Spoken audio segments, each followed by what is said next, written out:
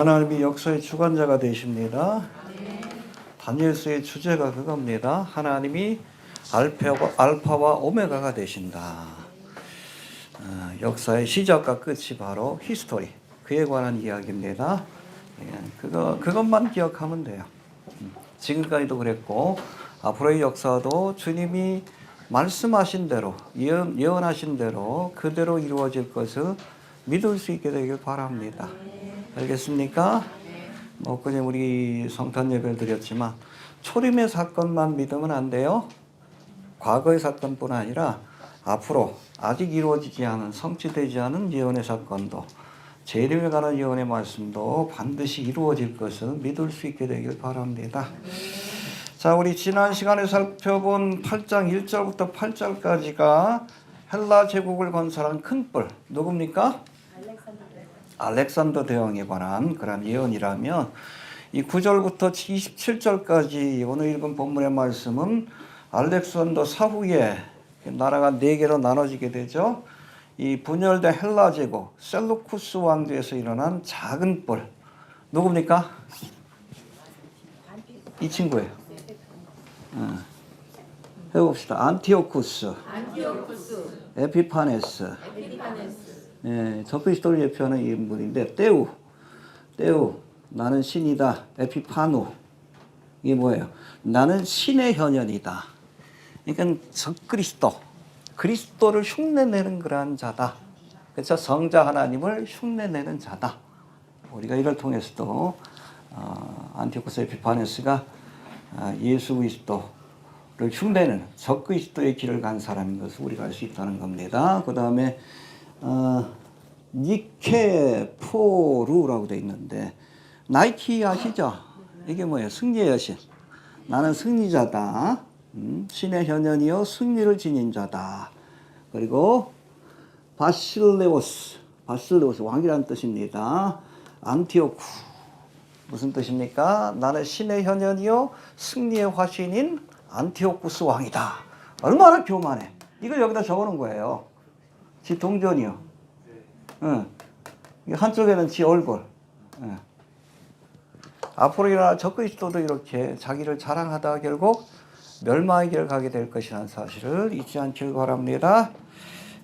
아무튼 이 안티오쿠스 에피파네스는 성경에서 대표적으로 적그리스도를 예표하는 인물이다. 그 전에도 니무롯이라든지 여러 인물들이 있지만 바로왕도 있고, 그러나 적그리스도에 관한 그런 예언의 말씀과 아주 정확하게 거의 비슷한 일치된 길을 가고 또 멸망의 길을 갔던 인물이 바로 헬라왕 안티오쿠스 에피파네스. 잊어버리지 않길 바랍니다. 오늘 이 안티오쿠스 에피파네스에 대해서 살펴볼 터인데, 먼저 우리 지난 시간 배운 거 잠깐 한번 복습해 봅니다.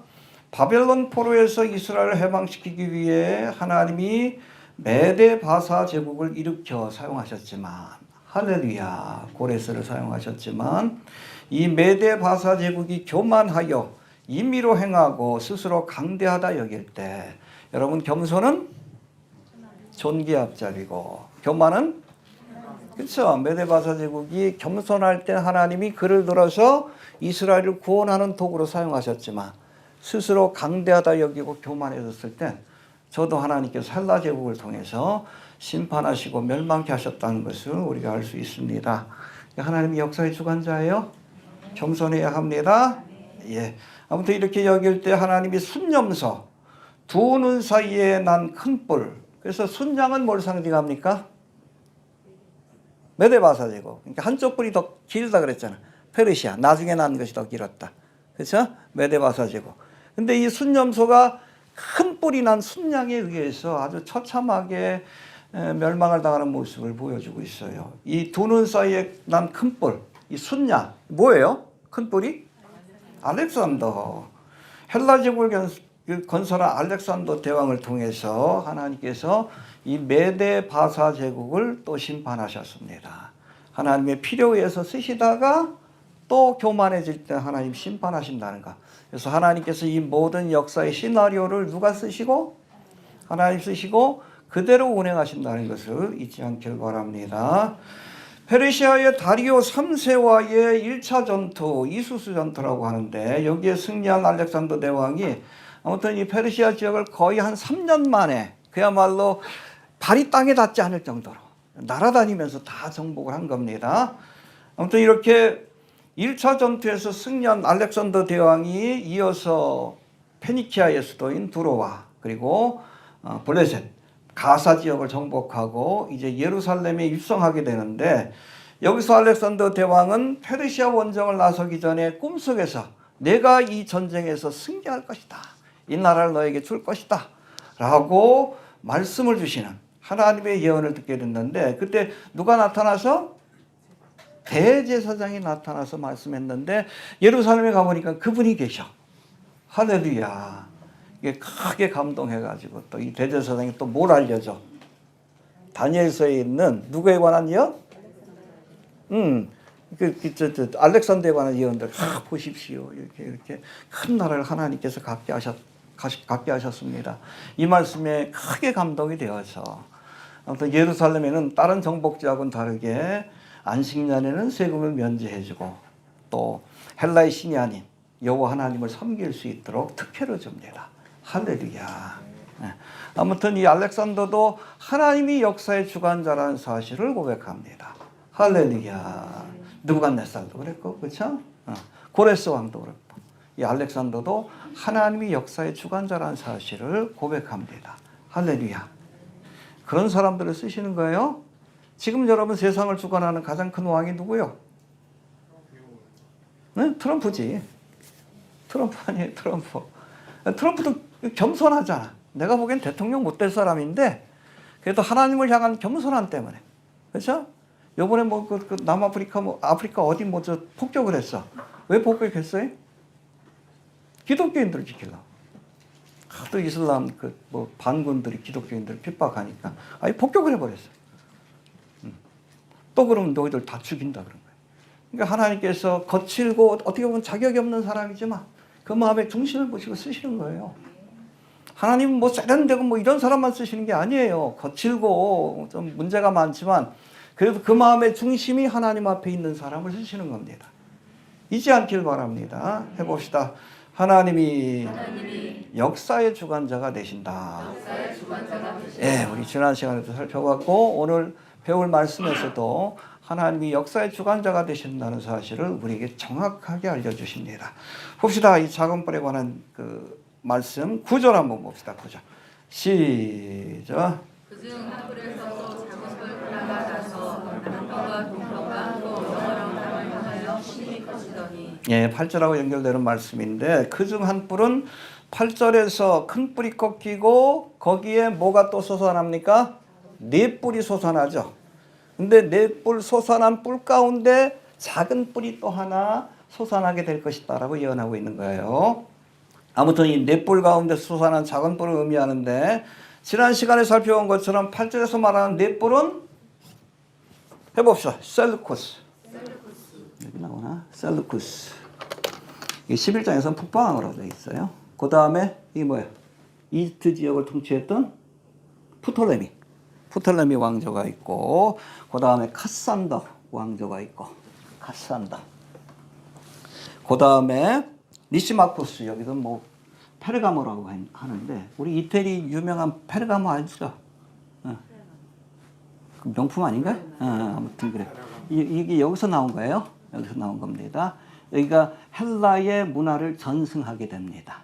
이 지역에서 마케도니아 이런 지역에서. 또 그렇게 보시면 돼요. 또 니시마쿠스 왕조라고도 하는데 이게 네 개의 지역으로 나눠지게 되는데 이 네 왕조 가운데 하나인 어디? 셀루쿠스. 가장 영토가 크죠. 그래서 이 셀루쿠스가 원래는 여러분 이 어디에 그 영화 나온 땅인 이스라엘이 누구의 통치하에 있었습니까? 프톨레미 왕조 통치하에 있었어요. 남방. 그런데 이 셀루쿠스 왕조가 힘을 얻으면서 이 이두 지역을 침공하고 예루살렘을 복속시켰는데 이때부터 안티옥스 에피파네스를 통한 아주 극심한 박해가 시작되었다라고 예언되어 있고 그 성취되는 과정을 역사가 보여주고 있는 겁니다. 이해가 되시죠? 예, 그래서 그 중에 한 뿔에서 또 작은 뿔, 이게 뭐라고요? 작은 뿔이 누구요? 안티오쿠스 에피파네스. 힘들지만 외우시길 바랍니다. 해봅시다. 안티오쿠스 에피파네스. 원래는 에피파네스 안티오쿠스 4세예요. 근데 우리가 편의상 안티오쿠스 에피파네스. 에피파네스라는 것은 내가 신이다라는 뜻이에요. 내가 신이다. 내가 신이다. 교만한 자죠. 아무튼 이 작은 뿔은 이게 작은 뿔이 바로 안티오쿠스 에피파네스인데 14절까지 이어지는 이 본문의 말씀을 보면 이 작은 뿔인 안티오쿠스 에피파네스가 이제 예루살렘을 차지한 뒤에 유대인들을 박해하고 성전을 모독함으로 이에 대항하기 위한 그 독립전쟁이 일어나요. 그게 바로 마카비 혁명입니다. 해봅시다. 마카비 혁명. 예, 이 혁명을 통해 셀루커스 왕조가 추출이 되고 그곳에 하스몬 왕조가 다시 한번 들어서게 되는 모습을 보게 됩니다. 알겠습니까? 그 역사적인 사실에 대해서 우리 잠깐 한번 좀 살펴보도록 하겠습니다. 이어서 자 9절에 보니까 이 작은 뿔이 남편이 어디요? 남쪽 어디요? 여기 침공하는 거예요. 안티오쿠스 에피파네스 때 나라의 권력이 강해져 가지고 남편 원래 프톨레미 왕조가 있는 것인데 여기를 침략하고 그 다음에 동편이 어디요? 이 동쪽이지 동쪽. 옛날 바벨론 땅. 여기를 침략해서 영토로 확장시키고 세 번째 영화로운 땅. 영화로운 땅을 침략합니다. 영화로운 땅이 어디예요? 예루살렘이에요. 예루살렘. 항상. 기준은 예루살렘입니다. 예루살렘을 침략하여서 본격적으로 이스라엘을 핍박하고 성전을 모독하는 그러한 일을 행할 것이다라고 예언하고 있는데 그 구체적인 내용은 뭐 뒤에서 설명이 되고 있으니까 하나씩 좀 살펴봅니다. 그 전에 먼저 나무위키 백과에서 사전에 이렇게 나오고 있는 작은 뿔 안티오쿠스 에피파네스에 관한 것을 잠깐 제가 한번 읽어드릴게요. 안티오쿠스 에피파네스 기원전 215년 안티오쿠스 3세 메가스와 라오디케 3세의 셋째의 아들로 태어났다. 큰 형의 이름은 안티오코스고 둘째 형은 셀레우코스 4세이다. 기원전 190년 말 부친이 마그네시아 전투에서 로마 공화국에게 참패한 뒤에 기원전 189년부터 175년까지 로마에서 인질로 지내면서 이 로마의 제도와 정책과 그리고 군사 제도를 그렇게 눈여겨봤다. 그러다가 형 셀레우코스 4세가 자신의 아들인 데메트리오스 1세를 이 로마에 보내고 대신에 얘를 불러들인 겁니다. 동생을. 이후로 기원전 175년 9월 3일 셀레우코스 4세가 암살당한 뒤에 이 안티오쿠스 에피파네스가 죽였다는 얘기가 있어요. 안티오쿠스 4세가 조카를 살해하고 원래는 조카가 왕위를 계승해야 되는데 이 조카를 살해하고 왕자에 오른 것으로 그렇게 알려지고 있다. 굉장히 잔인한 사람입니다. 잔인한 사람이에요. 이렇게 왕위에 오른 안티오쿠스 4세는 쇠락해진 이집트 프톨레미 왕조죠. 여기를 지속적으로 공략하는 동시에 이 종교로 제국을 통합하겠다는 그런 생각을 가지고 제국의 국교인 헬라 종교를 강요하기 시작합니다. 그러니까 너희들도 뭘 섬겨라? 제우스를 섬겨라. 알겠습니까? 그 전에 이 프톨레미 왕조나 헬라의 왕들은 그렇죠? 알렉산더 대왕도 이스라엘의 믿음은 인정해 줬는데 아니야. 이제부터는 누굴 섬기라? 헬라의 신 제우스를 섬기라. 그렇게 강요하면서 본격적으로 유대 땅에 핍박이 찾아오기 시작했다는 겁니다. 아무튼 이러한 정책은 곳곳에서 파열을 일으켰는데 특히 유대에서 반발이 심했다. 당시 유대교는 전통을 지키려는 하시딘파, 경건한 유대인들이라는 뜻입니다. 해봅시다. 하시딘파. 경건한 유대인. 이들과 마카비 형제가 합해서 마카비 혁명을 일으킨 거예요. 하시딘파에서 뭐가 나옵니까? 예수님 당시에 바리새파 그리고 에세네파가 여기서 나온 거예요. 그리고 하스몬 왕조에서 사두개파가 나온 겁니다. 제사장 가문이니까. 이해가 되시죠? 시작은 거기다라고 얘기하시면 되는데 아무튼 유대교 전통을 지키려는 누구? 하시딘파와 헬레니즘을 선호하는 개혁파. 이건 매국노들이죠. 일본이 강하니까 우리가 일본을 따라가야 된다. 뭐 그런 생각을 갖고 있는 이 개혁파로 이렇게 분열이 되어 있었는데 안티오쿠스 에피파네스는 누구를 지원했을까요? 하시딤이 아니라 개혁파를 지원했고 야손을 대제사장으로 선임하여 예루살렘에 체육관을 짓고 젊은이들에게 그리스도 문명을 가르치는 것을 허락했다. 그러니까 예루살렘을 헬레니즘 문화로 그리스식으로 바꿔놓으려고 했다는 겁니다. 기원전 1172년 그는 모종의 이유로 야손 대신 메넬라오스를 제사장으로 다시 임명했는데, 그러나 기원전 169년 안티오쿠스 4세가 이집트로 이렇게 쳐들어갔을 때에, 이집트로 전투를 갔을 때에 야손이, 대제사장이었던 야손이 반란을 일으켜서 성체를 제외한 예루살렘 전역을 정복하고 안티오쿠스 에피파네스가 세운 메넬라오스와 그의 추종자들을 학살해 버립니다. 그러니까 이걸 빌미로 해서 기원전 167년 안티오쿠스 4세는 자신에게 반란을 일으킨 전 유대 대제사장 야손을 격파하고 예루살렘의 특권을 박탈한 후 이곳에 군대를 주둔시키게 됩니다. 그전에는 자치권을 허락했는데, 이후로 제우스 신전을 예루살렘에 세우도록 했고, 성전에다 제우스 신을 형상을 세우라고 한 거예요. 우상을 세우라고 한 겁니다. 멸망의 거룩한 것에, 그러니까 저그리스도도 똑같은 일을 행하는 거예요. 아무튼 제우스 신상을 세워가지고 경배하기를 그렇게 강요했고, 뿐만 아니라 자신의 모습을 담은 그런 그 형상도 세웠대요. 얼마나 교만한 것입니까? 그러자 유다 마카베오가 이끄는 하시딤파가 반란을 일으켰고, 어떻게 보면 좀 독립군들입니다. 조기 진압에 실패해 마카베오 전쟁으로 커지면서 제국의 국력을 상당히 갉아먹었다. 그래서 이 더럽혔던 성전을 유다 마카비가, 이 마카비란 뜻은 뭡니까? 혹시 아셔요? 망치. 아유, 우리 집사님 너무 잘 아셔. 망치란 뜻입니다. 두들겨 부신 거예요. 마카비 형제들이 다 두들겨 부셔가지고 성전을 청결케 하는데, 이 청결케 한 그런 사건을 기념하는 절기가 뭐예요? 하누카 수전절입니다. 알겠습니까? 우리가 메노라 그러면 이게 촛대가 몇 개예요? 7개. 근데 여러분, 그 하누카를 기념하는 이 촛대는 몇 개예요? 등이 8개예요. 왜 그런지 아십니까? 성전을 청결케 하려면 한 일주일 이상 걸려요. 근데 기름이 없어. 하루치밖에. 근데 믿습니다 하고 시작을 한 거예요. 불을 켜놓고. 근데 8일 동안 이 불이 탔다는 거예요. 하나님이 함께 하셨다는 그런 증거이기 때문에, 이 하누카 때는 이 등대가 이렇게 촛대가 8개인 그거를 이렇게 붙여놓습니다. 이해가 되시죠? 아무튼 하누카입니다. 하누카. 아무튼. 이후로 164년 이 안티오쿠스 에피파네스가 페르시아 원정을 나섰는데, 이때 이 안티오쿠스가 나나냐 신전을 약탈한 뒤에 시름시름 앓다가, 그래서 예루살렘이 정복됐다는 이야기를 듣고 시름시름 앓다가 세상을 떠나게 됩니다. 알겠습니까? 거기에 관한 예언의 말씀이 오늘 본문에 나와요. 이렇게 죽을 것이다 라는 것을 성경이 말씀하고 있고 역사가 증거하고 있습니다. 하나님이 말씀하시면 역사가 됩니다. 알겠습니까? 하나씩 찾아봅시다. 10절 다시 봅시다. 10절. 시작. 그것이 하늘 군대에 미칠 만큼 커져서 그 군대와 별들이 땅에 떨어지고 그것을 주고.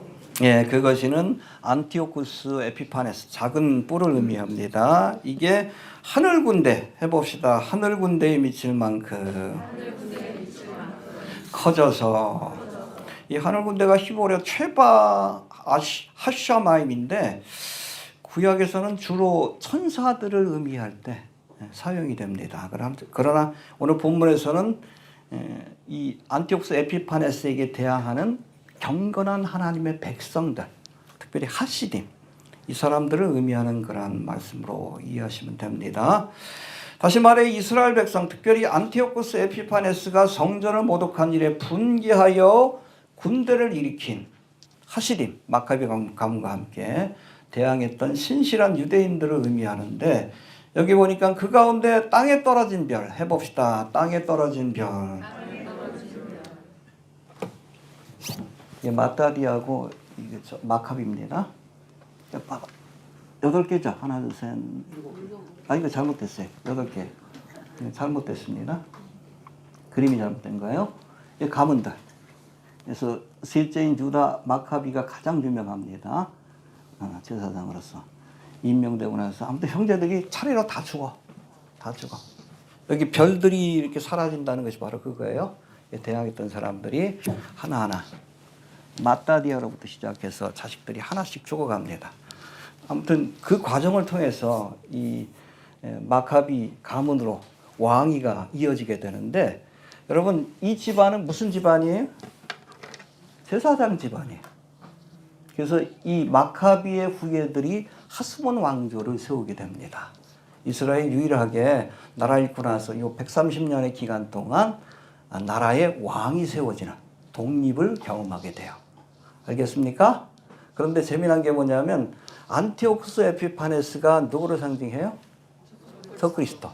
우리 혹시 요한계시록 기억나십니까? 적그리스도를 주님께서 심판하시고 이 땅에 천년왕국을 세우죠.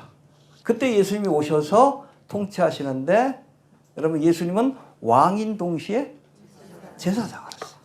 할렐루야. 에스겔 성전에 보면 다른 성전은 좀 달라요. 성전인 동시에 궁전입니다. 근데 흥미롭게도 안티오쿠스 에피파네스는 물리치고 하스몬 왕조를 세운 이 집안은 제사장인 동시에 왕이에요. 예수님을 예표하고 있다는 겁니다. 이해가 되시죠? 그렇게 이해하시면 될 것 같습니다. 자, 11절, 12절 우리가 봅시다. 11절, 12절 시작. 또 스스로 높아져서 그의 주제를 대적하며 그에게 매일 드리는 제사를 제하여버렸고 그의 성소를 헐었으며 범죄함을 인하여 백성과 매일 드리는 제사가 그에게 불신가 되었고 그것이 주지를 땅에 펼치며 자유를 향하여 평하였구나. 예, 11절, 12절은 안티오쿠스 에피파네스가 유대인들에게 행한 악행들, 이걸 기록한 것인데, 먼저 해봅시다. 스스로 높아져서 교만해진 거죠. 누구를 대적합니까? 군대의 주제. 이 군대의 주제가 누구예요? 만군의 주 여호와 하나님. 하나님을 대적한 겁니다. 교만해져서. 교만해져가지고 내가 하나님보다 높다. 내가 하나님과 루시퍼의 영이 들어갔다. 교만해져가지고 군대의 주제이신, 이건 뭐 공식적인 명칭이 만군의 주 여호와 하나님을 대적하다가 멸망의 길을 가는 모습을 보여주는 겁니다. 누구하고 비슷해? 적그리스도하고 똑같잖아. 이해가 되시죠? 예. 그 다음에 두 번째 해봅시다. 그에게 매일 드리는 제사를 제하여 버렸고, 그래서 신명기에 보면 민수기에도 나오지만은 상번제라는 것이 있어요. 매일 드리는, 아침과 저녁으로 드리고 뭐 향을 살르고 이런 제사들이 있는데, 아무튼 이 제사를 폐하고 더 나아가서 이 성전에다 뭘 세웁니까? 우상을 세워가지고 성전을 더럽히는 일을 행하게 됩니다. 그래서 우리 12절 한번 다시 한번 봅시다. 12절 11절 봅시다. 11절 시작.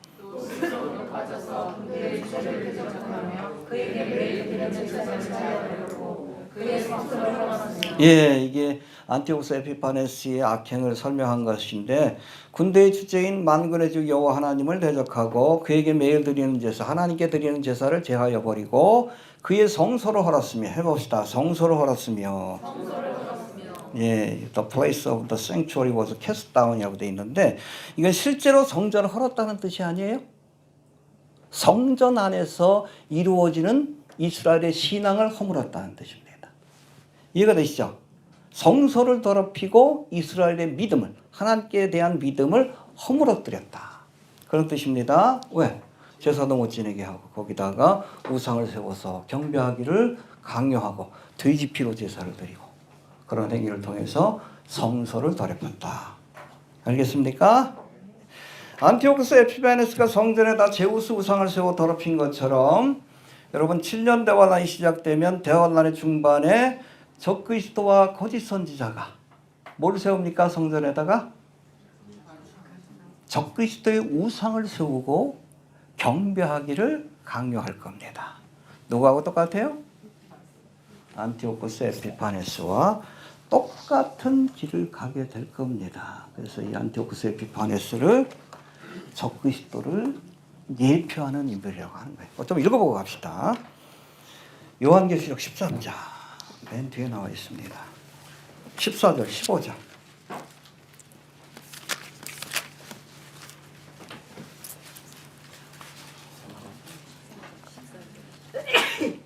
네. 14절 15절 봅시다. 14절 15절 413페이지죠. 시작. 짐승 앞에서 받은 바 인적을 행함으로 땅에 거하는 자들을 미혹하며 땅에 거하는 자들에게 이르기를 칼을 삼하여 달과 살아난 짐승을 위하여 우상을 만들라 하더라. 예, 이 우상을 어디다 세웁니까? 멸망에 가증한 것이 거룩한 것.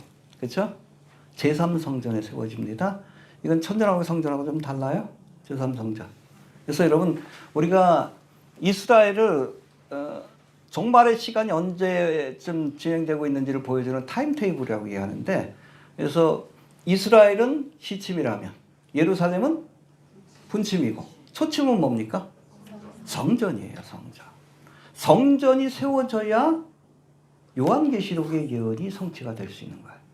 알겠습니까? 아마 7년대가 난 초창기 때 세워질 터인데, 근데 이게 성전이 세워지게 되면 여러분 3년 반 동안에는 이스라엘의 신앙을 존중해 주다가 적그리스도가 3년 반이 끝나고 이제 전 세계를 장악했을 때 어떻게 합니까? 멸망에 가증한 것, 자기 우상을 성전에다 세우고 경배하기를 강요할 거예요.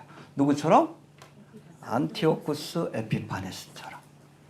그러다가 멸망의 길을 가게 될 겁니다. 알겠습니까? 자, 15절 다시 한번 봅시다. 저가 권세를 시작. 저가 권세를 받아 그 짐승의 우상에게 새끼를 주어 그 짐승의 우상으로 말하게 하고 또 짐승의 우상에게 경배하지 아니하는 자는 몇이든지 다 죽이게 하더라. 예, 근데 적그리스도가 거짓 선자가 이 성전에다 우상을 세울 때는 이 우상이 말을 한대. 잘 이해가 안 되잖아. 지금은 이해가 되죠. 뭐로 만들는데? 로봇으로 만들면 되지. AI가 탑재된 로봇. 그럼 여러분들이 표를 받은 사람이 옆에 지나가죠? 그럼 그 사람의 일거수일투족을 다 알아요. 여러분 AI에 여러분 한번 검색해 보세요. 나보다 나를 더 잘 알아. 알겠습니까? 쫙 지나가면 야, 요즘 어머님이 많이 아프신데 내가 돈 좀 보냈다 그러는 거예요. 신으로 군림하게 되는 겁니다.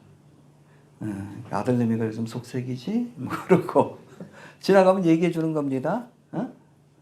이 칩을 통해서 머릿속에 얘기해 주는 거예요. 얼마나 두렵겠어. 그래서 내 일거수일투족을 다 알잖아. 어떻게 알아? 이 칩을 통해서 데이터베이스가 있잖아. 다. 그런 시절이 옵니다. 지금 여러분 그 적그리스도 우상이 세워져도 이상하지 않을 만큼 모든 기술적인 준비는 다 끝났어요. It is finished. 다 끝났습니다. 하나님이 시작하라 그러면 시작이 될 거예요. 알겠습니까? 얼마 남지 않았습니다. 이런 성경의 예언이 성취될 모든 준비가 끝났다. 이렇게 보시면 됩니다. 아무튼 반복이 됩니다. 안티오코스 에피파네스 행적을 보면 앞으로 적그리스도가 할 일에 대해서도 우리가 예측해 볼 수 있고 이 적그리스도의 운명에 대해서도 우리가 알 수 있다는 겁니다. 흥미롭죠? 예. 자, 그 다음에 우리 12절 다시 한번 봅시다. 12절 시작. 범죄함을 인하여 백성과 매일 드리는 제사가 그것에게 붙인 바 되었고 그것이 또 진리를 땅에 던지며 자리로 행하여 형통하더라. 개역 한글이 좀 번역이 좀 어색한데, 범죄함을 인하여 백성과 매일 드리는 제사가 그것에게, 이건 안티오코스 에피파네스입니다. 그것에게 붙인 바 되었고, 여기 범죄함을 인하여 원어를 보면 반역자들로 인하여라고 돼 있어요. 반역자들로 인하여. 그러니까 여러분 안티오코스 에피파네스가 권세를 가지니까 그 편에 서 가지고 나라를 팔아먹는 놈들이 있었던 거예요. 우리 일제시대 때도 그랬죠. 일본이 권세를 가지니까 일본 편에 서서 창씨개명도 제일 먼저 하고, 그렇죠? 그 신사 앞에 절도, 천황 앞에 절도 제일 먼저 하고, 나라를 팔아먹던 놈들이 있어요. 이때도 똑같습니다. 나라를 위해서 일했던 독립군과 같은 마카비 형제 같은 사람도 있었지만 아주 안티오쿠스 에피파네스 편에 서서 이스라엘의 신앙을 무너뜨리고 나라를 팔아먹는 놈들이 있었다. 여러분, 나라가 바로 서려면 이런 매국노들을 처단해야 합니다. 알겠습니까? 우리나라에도 있잖아. 일본의 나라를 팔아먹으려고. 그죠? 그 끝에 윤석열이 있는 거예요. 여러분, 부산에서 이게 한일 터널, 해저 터널. 그거 누가 추진한 거예요? 통일교. 통일교의 소망이에요. 일본하고 한국은 남매지간이다라고 얘기를 합니다. 하나가 되어야 한다. 왜냐하면 여러분, 전 세계에서 통일교 신자들이 가장 많은 것이 일본이에요. 교세가 크니까. 어찌됐든 이 터널을 통해서 일본과 한국을 하나로 만들겠다. 근데 전문가들이 그 얘기를 합니다. 여러분, 일본하고 한국하고 해저터널, 부산에서 해저터널 만들어가지고 우리는 유익될 게 하나도 없대요. 그 터널 공사로 인해서 100이라는 유익이 있다 그러면 일본은 100이라는 유익을 얻고 우리는 빵이라는 유익을 얻는다고 합니다. 근데 계속 그 추진했잖아. 저 국민의힘 쪽에서. 부산시장도 그렇고. 뇌물 받고. 매국노들이에요. 뉴라이트 세력들. 나라를 일본한테 팔아먹으려고 하는. 할 말 없으니까 다 반대하는 사람들 중국놈이라고 그러고. 이게 무슨 소리요? 나 중국놈도 싫어. 나도 싫어. 일본놈도 싫어. 다 싫어. 무슨 소리요? 할 말 없으니까 다 중국을 위해서 일한다 그래. 처음엔 빨갱이 그러다가 안 맥히니까. 무슨 소리요? 나 중국놈도 싫고 일본놈도 싫어. 일본놈이 조금 더 싫어.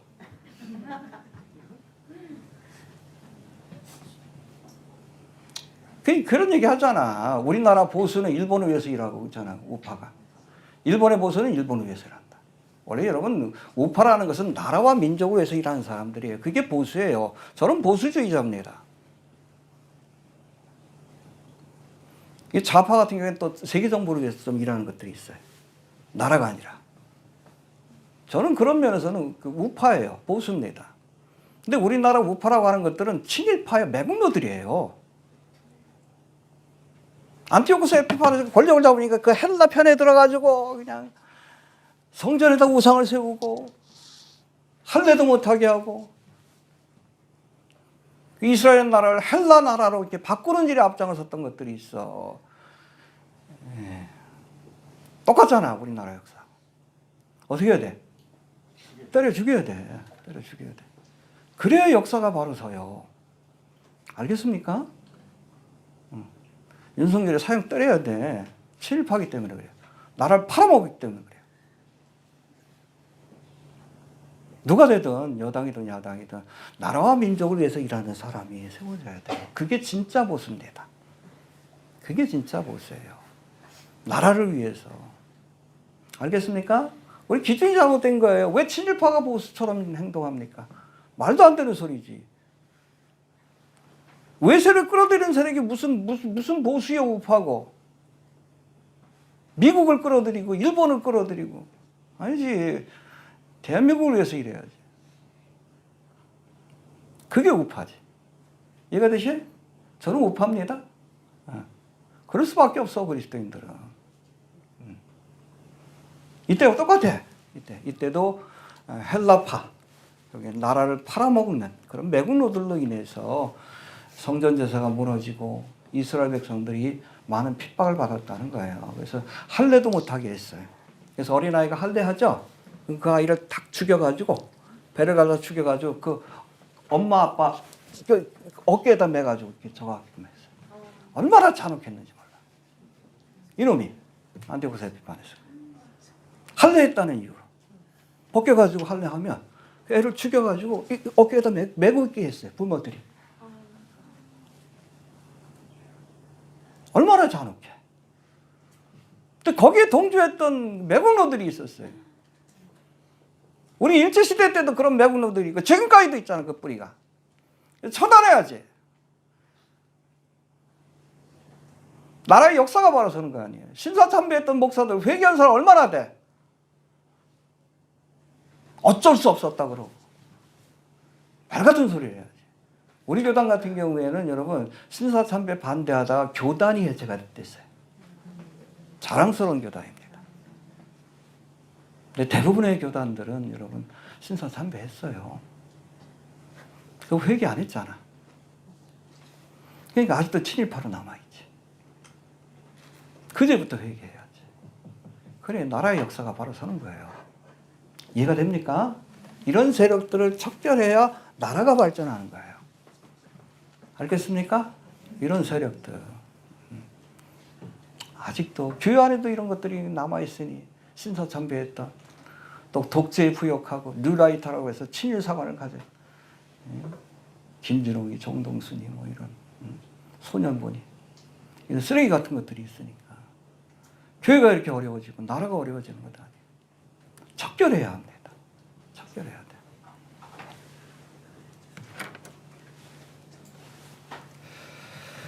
아이고. 자, 그 다음에 우리 12절 다시 한번 봅시다. 12절. 시작. 범죄함을 인하여 백성과 매일 드리는 제사가 그것에게 부심받으었고 그것이 또 진리를 땅에 던지며 자의를 행하여 형통하였더라. 예, 여기 진리를 땅에 던지며 안티오쿠스 에피파네스입니다. 자의로 행하여 형통하였더라. 해봅시다. 형통하였더라. 이 단어가 히브리어 오츠리아인데 이게 여러분 미완료 시제가 아니라 단순 과거형 시제로 되어 있습니다. 이게 굉장히 중요해요. 문법적으로 미완료 시제는 계속 진행됐다는 거예요. 그 기간이 길었다. 그렇죠? 안티오쿠스 에피파네스가 이스라엘을 핍박하고 하나님을 모독하는 기간이 계속 진행될 것이다. 미완료 시제로 하면 그런 의미가 되고 단순 과거형은 한 번 있었다가 사라졌다는 거예요. 잠깐 있었다가 하나님께서 이 안티오쿠스 에피파네스를 심판하심으로 그 핍박이 사라졌다. 정확하게는 뒤에 2300주야라고 명시하고 계신 것을 보여요. 해봅시다. 잠시 있다. 폐하여졌다. 이 땅에 적그리스도가 올 때도 성전에다가 자기 우상을 세우고 경배하기를 강요하고 믿는 자들 핍박할 것이지만 그에게 주어진 시간은 한때와 두때와 반때 1260일에 불과하다는 것을 잊지 않길 바랍니다. 뭐 뒤에 나오지만은 안티오쿠스 에피파네스에게 허락된 시간도 1150일에 불과했다는 것을 우리가 알아야 합니다. 잠시 핍박하지만 심판을 받고 사라지게 될 것이다. 할렐루야. 13절 14절 봅시다. 13절 14절. 시작. 제가 들은즉 거룩한 자가 말하더니 다른 거룩한 자가 그 말하는 자에게 묻되 이상에 나타난 바 매일 드리는 제사와 망하게 하는 죄악에 대한 일과 성소와 백성이 내어 준바되며 심판될 일이 어느 때까지 이를까 하며 그가 내게 이르되 2300주야까지니 그때 성소가 정결하며 이르리라 하였느니라. 예, 안티오쿠스 에피파네스가 성소를 더럽히고 이스라엘 백성들을 핍박하는 기간이 얼마나 될 것인가? 거기에 대해서 의논하는 거예요. 여기 거룩한 자는 누굽니까? 내가 들은 자. 천사입니다.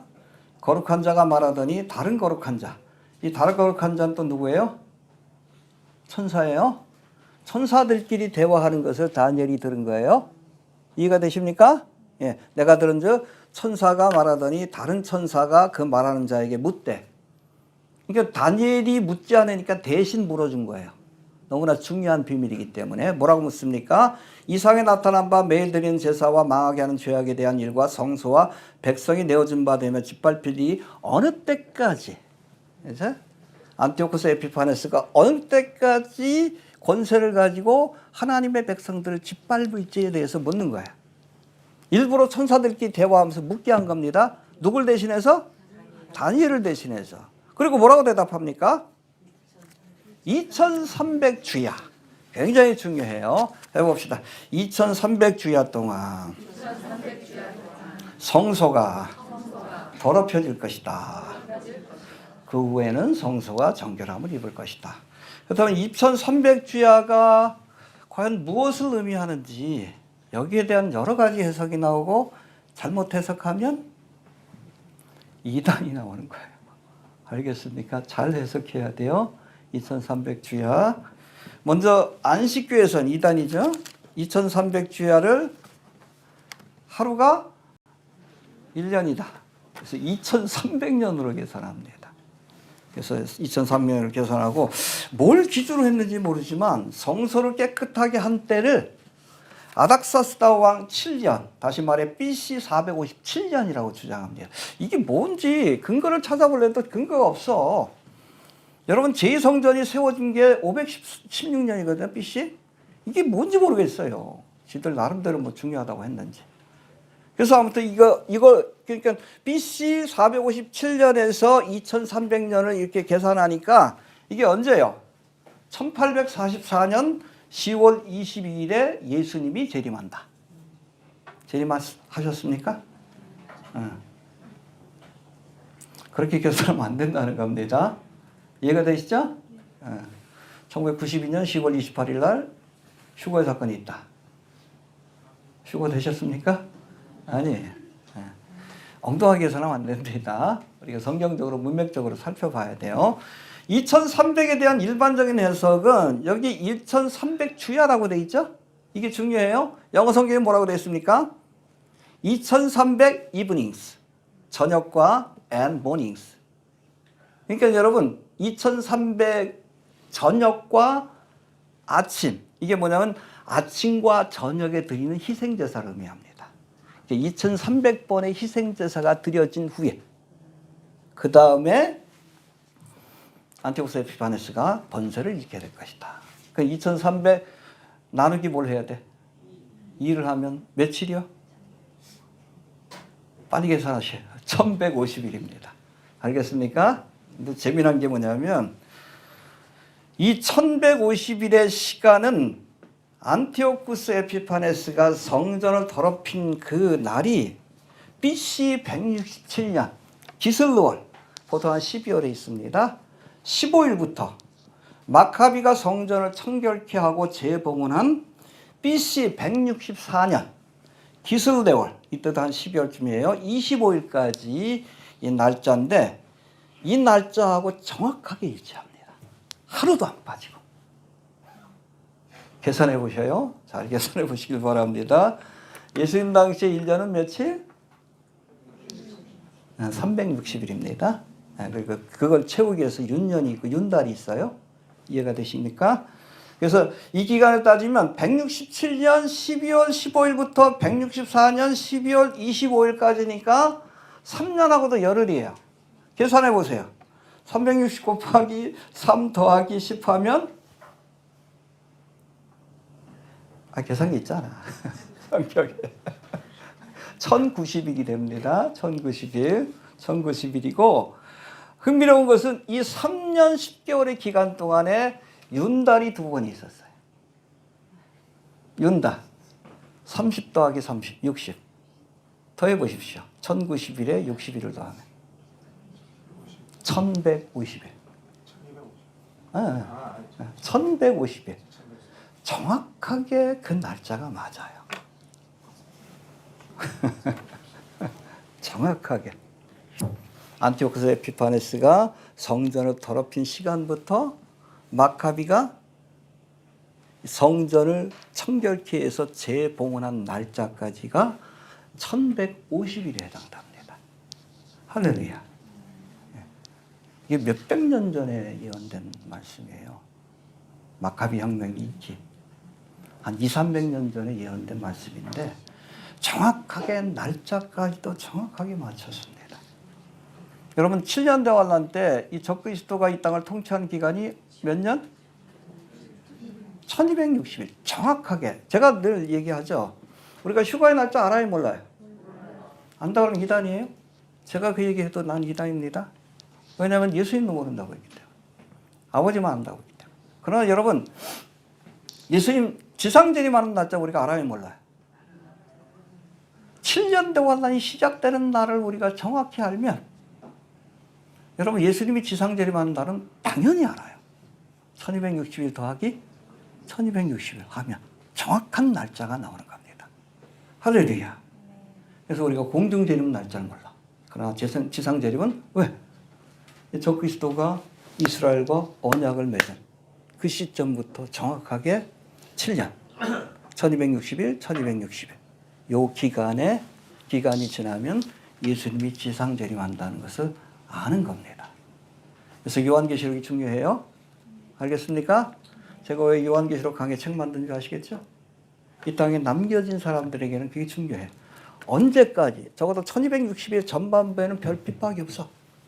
근데 본격적으로 1260일 후반부에는 본격적인 핍박이 시작이 되고, 그것도 여러분 3년 반이 지나면, 그때까지 인내하면 예수님이 재림한다. 그 소망이 여러분 성경에 나와 있기 때문에. 할렐루야. 1150일이나 조금 짧은 기간 동안 힘들긴 하지만 그것이 끝나고 나면 하나님께서 이스라엘을 회복시킬 거라는 비전과 소망과 약속을 주신 겁니다. 할렐루야. 예. 나중에 다시 한번 계산해 보셔요. 제가 설교 올릴 테니까. 자, 이 환상에 대한 해석입니다. 그 다음에 15절, 16절 봅시다. 15절, 16절. 시작.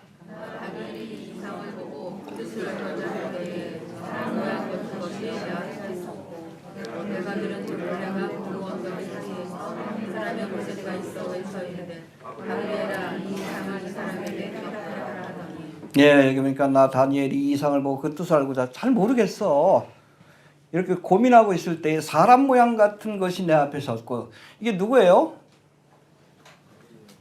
가브리엘이라고 되어 있습니다. 그렇죠? 수태고제 할 때도 누가 왔어? 가브리엘. 미가엘 천사는 전쟁에 등장하는. 여러분, 미가엘 천사는 특별히 유대인들에게는 수호 천사로 알려져 있습니다. 유대인의 수호 천사로 미가엘.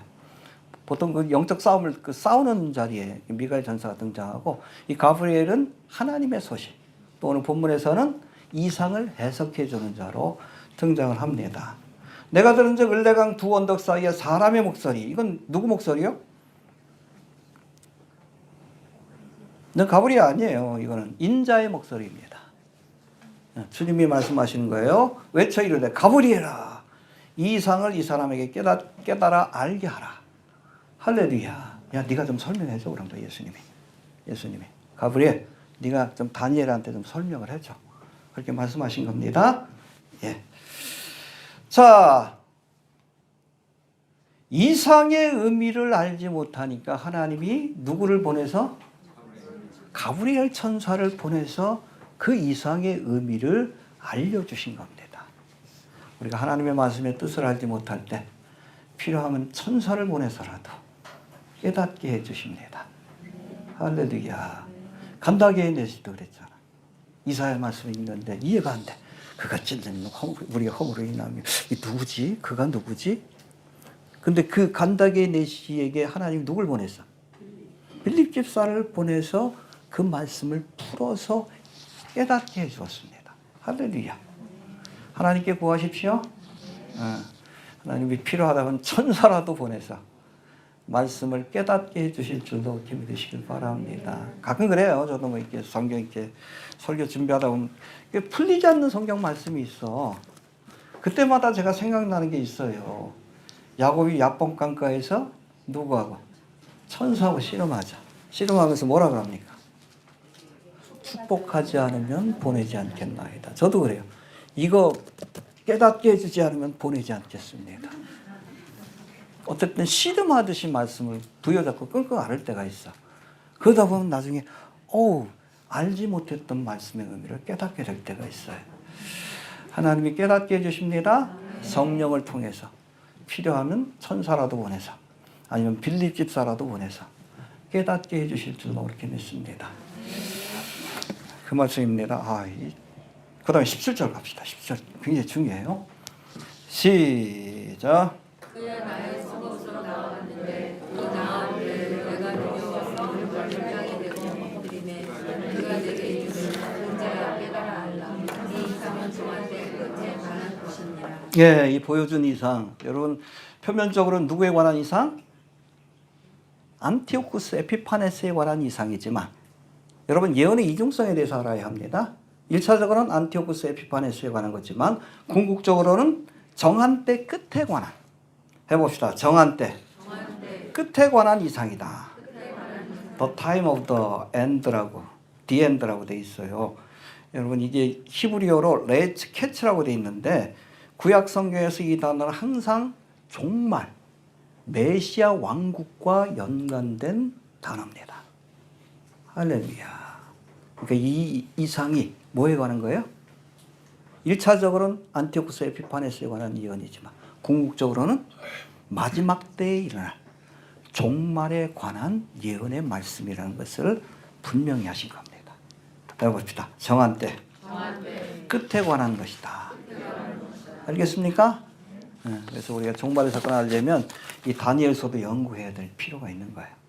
요한계시록뿐 아니라. 자, 18절 봅시다. 18절 시작.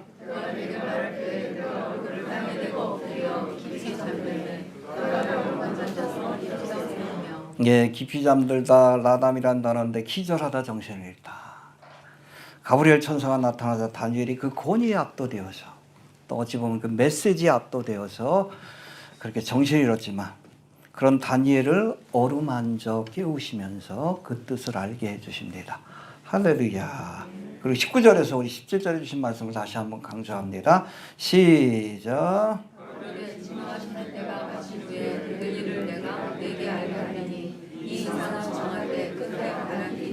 예, 두 번 강조하는 거예요. 이거는 뭐에 관한 그 예언이라고요? 종말에 관한 예언이라고 분명히 17절에서도 말씀하고 19절에서도 다시 한번 말씀하신 뒤에 구체적인 설명을 주는 겁니다. 할렐루야. 그렇죠? 짧게는 안티오쿠스 에피파네스에 관한 이상이지만, 그렇죠? 궁극적으로는 적그리스도에 관한 예언의 말씀이라는 것을 가브리엘 천사가 분명히 이야기하는 거예요. 봅시다. 그 내용에 대해서 20절부터 23절 시작. 내가 본바 불같은 수령은 볼베와 바사왕이요 허리만한 수염소는 곧 파라왕이요 그는 사이에 있는 큰 불은 곧 그 첫째 왕이요 이 뿔이 꺾이고 그 제수에 내 뿔이 닿은즉 그 나라 가운데서 내 나라가 일어나되 그 권세가 못하리라. 이 내 나라 마지막 때에 패역자들이 가득할 즈음에 한 왕이 일어나리니 그 얼굴은 웅장하며 배율에 능하며. 예, 우리 지난 시간에 살펴본 것처럼 다니엘이 이상 중에 본 두 뿔 가진 순양은 무슨 나라? 메대와 바사. 한쪽 뿔이 더 크죠? 예, 바사국의 고레스 왕이 훨씬 더 크다는 그런 의미입니다. 그 다음에 털이 많은 수염소. 헬라 제국인데 그 가운데 처음 솟아난 큰 뿔은 헬라 제국을 건설한 누구? 알렉산더 대왕을 의미하고 이 뿔이 꺾이고 그 대신 솟아난 네 뿔은 아까도 설명했듯이 셀루쿠스 해봅시다. 셀루쿠스, 프톨레미, 카산더, 리시마쿠스 네 개 왕조로 나눠지죠. 그 가운데 셀루쿠스하고 프톨레미 왕조가 남방, 북방으로 예루살렘하고 아주 깊이 연관이 있는 나라들이다. 이해하시면 됩니다. 이 네 나라 마지막 때 일어난 한 왕 누굽니까? 작은 뿔인 누구죠? 외우셔야 돼. 힘들어도 해봅시다. 안티오쿠스, 에피파네스. 예, 그래서 그가 23절에 다시 한번 봅시다. 시작. 이 내 나라 마지막 때에 패역자들이 가득할 즈음에 한 왕이 일어나리니 그 얼굴은 엉장하며 괴율에 능하며. 예, 이 안티오쿠스 에피파네스에 대해서 두 가지를 얘기합니다. 해봅시다. 엄장하며. 아주란 단어인데 스톤 페이스드 아주 거칠고 잔혹하다라는 뜻입니다. 잔혹한 자입니다. 그러니까 아이들 배를 갈라가지고 이게 목에다 걸게 하지. 아주 사악한 놈이에요. 또 괴율에 능하며 해봅시다. 괴율에 능하며 메딘 히도트라고 되어 있는데 마스터 오브 인트리그 속임수의 대가라는 뜻입니다. 음모의 대가라는 뜻이 아주 교활하고 아주 잔혹하고 교활해. 누구 닮았어? 윤석열이요? 아니, 적그리스도. 앞으로 등장할 적그리스도. 아주 교활하고, 걔는 교활하지도 못해. 미련해. 어디 그냥. 적그리스도가 그럴 겁니다.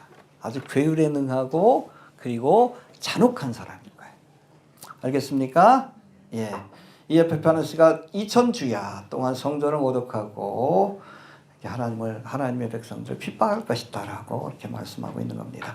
24절 봅시다. 24절 시작. 그 권세가 강할 것이나 자기의 영광을 가진 것이 아니며 그가 장차 불쌍하다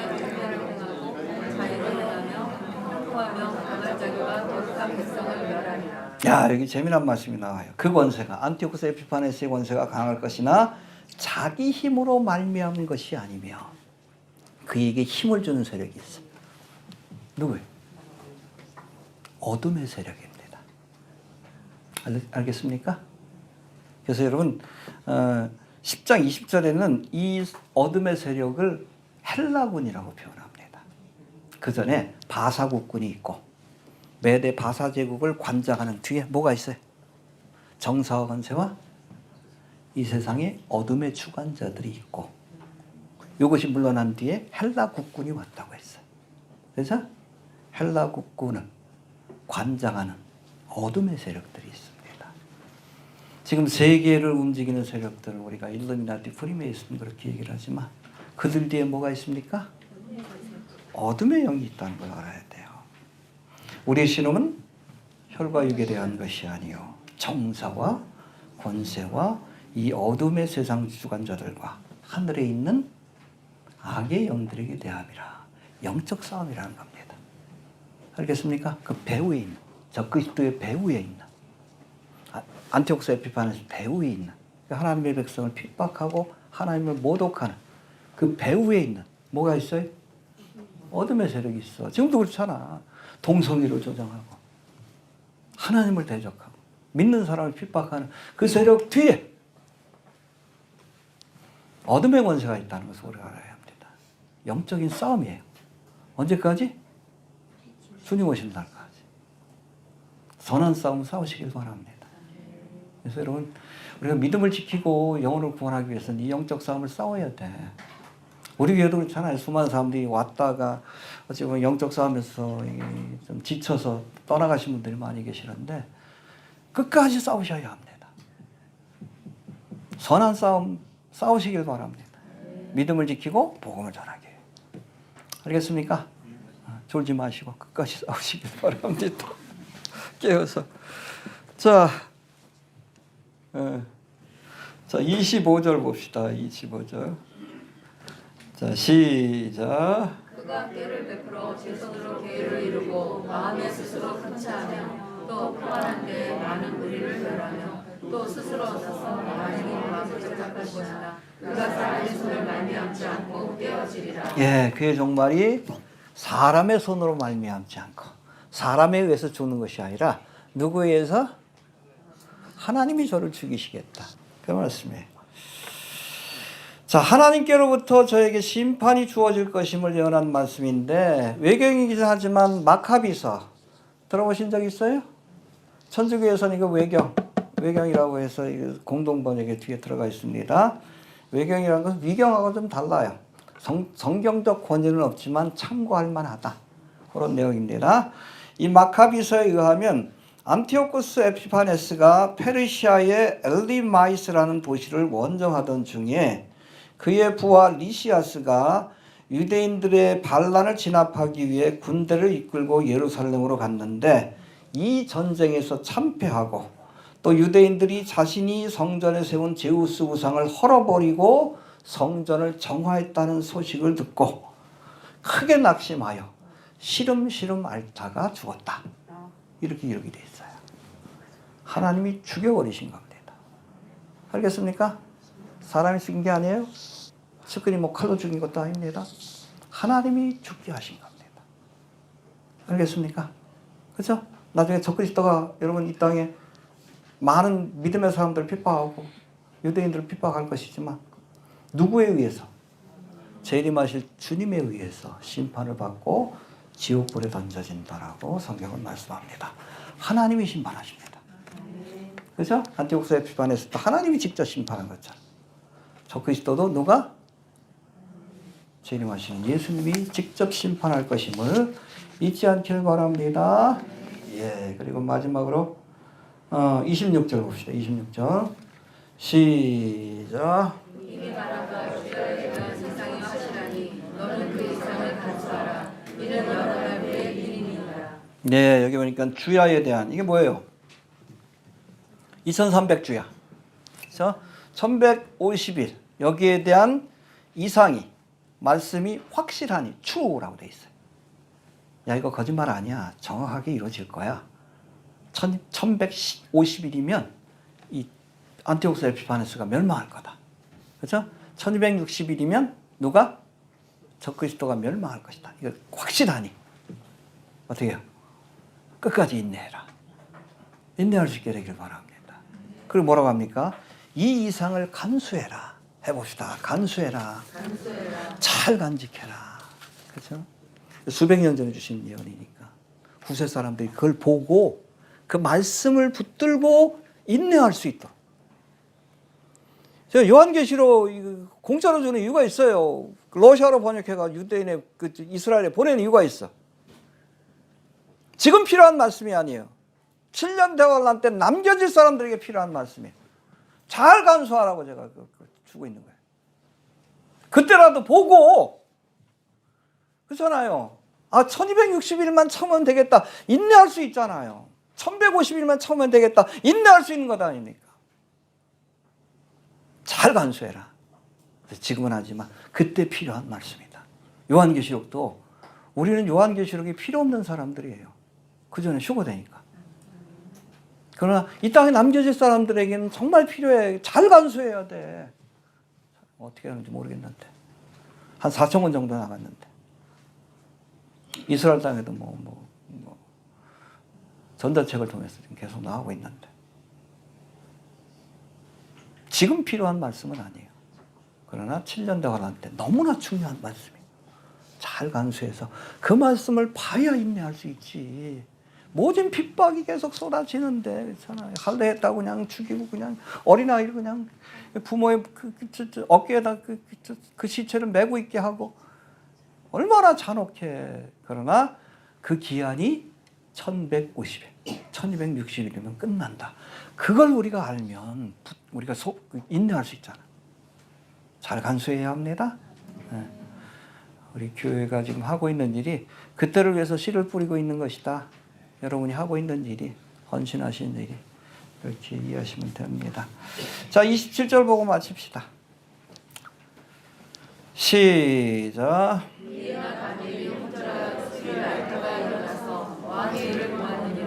내가 그 이상을 인하여 놀랐고 그 뜻을 깨닫는 사람도 없었느니라. 예, 말씀을 받고 혼절해가지고 수일 동안 누워 있었던 거예요. 왜? 그 말씀이 너무나 중요한 말씀이기 때문에, 부담스러운 말씀이기 때문에. 그래도 전해야 합니다. 알겠습니까? 예, 하나님의 말씀 어떨 때는 꿀처럼 느껴지기도 하지만 어떨 때는 소태처럼 쓰게 느껴지기도 해요. 뭐 달면 삼키고 쓰면 뱉고 그러면 안 돼요. 꿀과 같은 말씀도 먹고 여러분 애가와 같은 힘들고 어려운 말씀도 우리가 먹어야 합니다. 알겠습니까? 네. 먹고 전해야 돼. 예레미야도 그렇잖아요. 예레미야. 여러분 선지자 중에 가장 불쌍한 사람이 누구요? 예레미야요. 예레미야. 그러니까 예레미야 애가가 나왔지. 나라의 멸망을 예언해야 되는데 이스라엘의 멸망을 예언해야 되니까 나중에 막 울잖아. 예레미야 애가에 보면 그거예요. 나라의 멸망을 예언해야 되니까 얼마나 저거 했겠어요. 그 부담스러운 말씀이지만 그래도 전해야 되는 거예요. 알겠습니까? 종말에 관한 메시지가 어떤 사람에겐 굉장히 부담스러운 메시지일 수 있지만 그러나 전해야 합니다. 그래야 살 수 있기 때문에 그래요. 올 한해 우리가 이 종말의 복음을 전가하는 일에 최선을 다했는데 다가오는 한 해에도 주께서 허락하시면 이것저것 이게 다니엘서도 제가 러시아로 번역을 해서 이스라엘 땅에 좀 저거 하려고 합니다. 책을 좀 내려고 해요. 우리나라에서는 낼 필요 없을 것 같아. 요한계시록은 돼. 유대인들에게는 다니엘하고 스가랴가 굉장히 필요할 것 같아요. 어찌됐든 잘 간수해서 많은 사람들이 그 말씀을 통해 특별히 천년대환란의 기간 동안에 하나님께 돌아오는 그런 역사가 좀 나타나길 바랍니다. 정리합니다. 순념소에서 솟아나는 큰 뿔이 헬라제 물건사라는 알렉산더를 상징한다면 이후로 네 뿔 가운데 한 뿔에서 솟아나는 작은 뿔은 적그리스도를 예표하는 헬라왕 안티오쿠스 에피파네스를 상징합니다.